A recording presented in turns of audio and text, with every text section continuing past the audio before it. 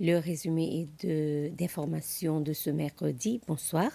L'Assemblée nationale a approuvé un amendement sur l'enregistrement et la régulation des partis politiques, Political Parties Registration and Regulation Amendments Bill 2025. Cet amendement présenté par le député de Montbuxton dans le cadre d'un projet de loi individuel vise à autoriser les partis politiques à recevoir une assistance pour le développement humain. Cela inclut le renforcement des capacités ainsi que des opportunités de formation offertes par des institutions locales ou étrangères.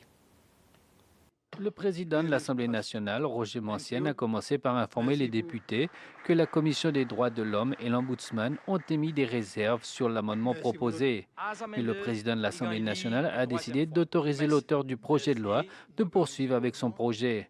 Selon le député Gervais Henry, cette initiative permettrait aux partis d'améliorer leur fonctionnement interne et la qualité de leur engagement politique à travers une meilleure préparation de leurs membres. Il a expliqué que son objectif, c'est de corriger une injustice dans le pays où toutes les différentes organisations ont la possibilité de recevoir des financements pour améliorer le développement humain, mais pas les partis politiques. Mais ce point de vue n'a pas été partagé par les membres du parti United Seychelles. La députée Sylvane Lemiel s'est interrogée sur le moment choisi à un peu plus de 100 jours avant la date des élections pour faire un tel changement. Le Citizens Engagement Platform Seychelles CEPS a lancé une formation dédiée à l'accompagnement des organisations non gouvernementales locales dans la rédaction de leurs propositions de financement. L'objectif, améliorer l'accès aux ressources financières, notamment pour les projets en lien avec l'environnement et le changement climatique. Dispensée à un groupe de participants issus des divers horizons associatifs, cette formation met l'accent sur les projets d'adaptation environnementale, un domaine de plus en plus crucial alors que les Seychelles font face aux effets du changement climatique. Financé par le Critical Ecosystem Partnership Fund, CEPF, ce programme vise à renforcer les capacités des ONG locales afin qu'elles puissent soumettre des projets solides aux bailleurs des fonds internationaux. La formation est dirigée par le Dr Barry Norris, consultant expérimenté qui partage son expertise pour guider les participants à travers les différentes étapes des conceptions, des rédactions et des soumissions des projets. Le Dr Norris a souligné que bien que de nombreux appels à projets soient ouverts aux ONG séchelloises, très peu d'entre elles soumettent des dossiers pour accéder aux aides internationales. À travers ce programme, CEPS espère inverser cette tendance afin que les associations puissent davantage en bénéficier. Le Dr Norris a également ajouté que cette formation permettra aux ONG d'être mieux préparées pour solliciter des financements. Ces fonds, selon lui, sont essentiels pour soutenir des actions concrètes de lutte contre les effets du changement climatique qui menacent l'archipel. Un autre atelier de formation, cette fois-ci de 4 jours, se déroule actuellement à Reflex 3.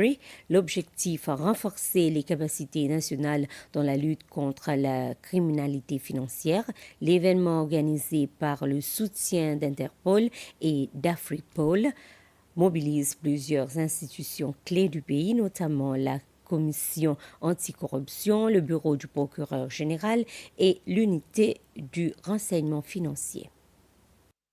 Placée sous la coordination de l'unité d'enquête sur les crimes financiers, cette formation vise à doter les enquêteurs d'outils plus efficaces pour identifier, enquêter et poursuivre les délits financiers. Marc Jean, assistant surintendant et responsable de l'unité, souligne l'importance de cet atelier pour améliorer la présentation des dossiers devant les tribunaux et faire face à une criminalité de plus en plus complexe. Les fonds issus d'activités criminelles comme le trafic de drogue sont souvent blanchis et réinjectés dans le système financier. Il est essentiel d'avoir les bons outils pour les repérer, a-t-il déclaré.